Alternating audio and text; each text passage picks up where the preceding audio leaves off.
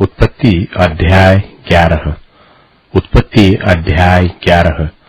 मनुष्यों की भाषा में गड़बड़ी पड़ने का वर्णन। सारी पृथ्वी पर एक ही भाषा और एक ही बोली थी।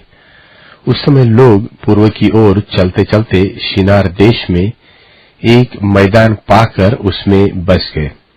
तब वे आपस में कहने लगे कि आओ हम ईंटें बना बना के भली भांति आग में पकाए। और उन्होंने पत्थर के स्थान में ईंट से और चूने के स्थान में मिट्टी के गारे से काम लिया।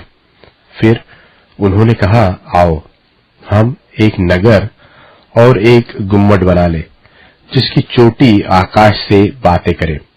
इस प्रकार से हम अपना नाम करें, ऐसा न हो कि हमको सारी पृथ्वी पर फैलना पड़े। जब लोग नगर और गुम्मट बनाने लगे, तब इन्हें देखने के लिए यहोवा उतर आया। और यहोवा ने कहा, मैं क्या देखता हूं कि सब एक ही दल के हैं और भाषा भी उन सब की एक ही है।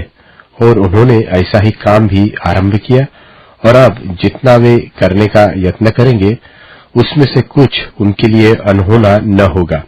इसलिए आओ हम उतर के उनकी भाषा में बड़ी गड़बड़ी डालें कि वे एक दूसरे की बोली को न समझ सके। इस प्रकार यहोवा ने उनको वहां से सारी पृथ्वी के ऊपर फैला दिया, और उन्होंने उस नगर का बनाना छोड़ दिया। इस कारण उस नगर का नाम बाबुल पड़ा, क्योंकि सारी पृथ्वी की भाषा में जो गड़बड़ी है सो यहोवा ने वही डाली, और वही से यहोवा ने मनुष्यों को सारी पृथ्वी के ऊपर फैला दिया। शेम की वंशावली। शेम की वंशावली यह है। जल प्रलय के 2 वर्ष पश्चात जब शेम 100 वर्ष का हुआ, तब उसने अर्पक्षद को जन्म दिया, और अर्पक्षद ने जन्म के पश्चात शेम 500 वर्ष जीवित रहा, और उसके और भी बेटी बेटियां उत्पन्न हुई। जब अर्पक्षद 35 वर्ष का हुआ, तब उसने शेलह को जन्म दिया, और शेलह के जन्म के पश्चात अर्पक्षद 403 वर्ष और जीवित रहा, और उसके और भी बेटे बेटियां उत्पन्न हुए। जब शेलह 30 वर्ष का हुआ, तब उसके द्वारा एबेर का जन्म हुआ, और एबेर के जन्म के पश्चात शेलह 403 वर्ष और जीवित रहा, और उसके और भी बेटे बेटियां उत्पन्न हुई। जब एबर 34 वर्ष का हुआ, तब उसके द्वारा पेलेग का जन्म हुआ, और पेलेग के जन्म के पश्चात एबेर 430 वर्ष और जीवित रहा, और उसके और भी बेटे बेटियां उत्पन्न हुई। जब पेलेग 30 वर्ष का हुआ, तब उसके द्वारा रू का जन्म हुआ, और रू के जन्म के पश्चात पेलेग 209 वर्ष और जीवित रहा, और उसके और भी बेटे बेटियां उत्पन्न हुई।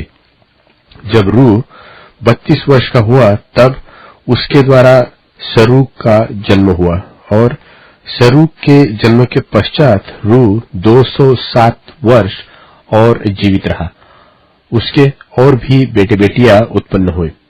जब सरूग 30 वर्ष का हुआ, तब उसके द्वारा नाहोर का जन्म हुआ, और नाहोर के जन्म के पश्चात सरूग 200 वर्ष और जीवित रहा, और उसके और भी बेटे बेटियां उत्पन्न हुए। जब नाहोर 29 वर्ष का हुआ, तब उसके द्वारा तेरह का जन्म हुआ, और तेरह के जन्म के पश्चात नाहोर 119 वर्ष और जीवित रहा, और उसके और भी बेटे बेटियां उत्पन्न हुए। जब तक तेरह 70 वर्ष का हुआ, तब तक उसके द्वारा